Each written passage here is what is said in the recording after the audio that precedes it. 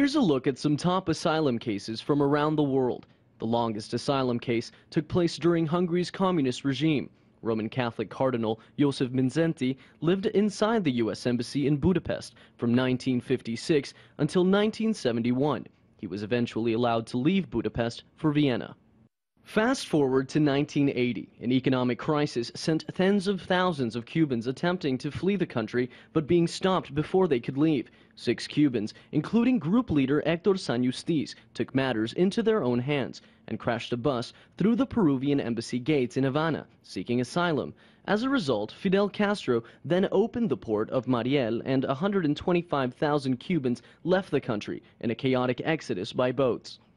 Then, in 1989, Manuel Noriega, then military governor of Panama, sought refuge at the Apostolic Nunciature, the Vatican's embassy. After being overthrown by the U.S., Noriega remained held up for 10 days. He surrendered after being assured he would not face the death penalty.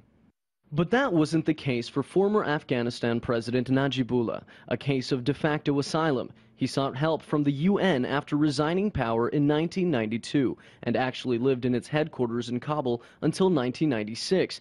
However, the story ends tragically for Najibullah. In 1996, he was castrated by the Taliban and was dragged behind a truck in the streets of Kabul and then publicly hanged on a light post.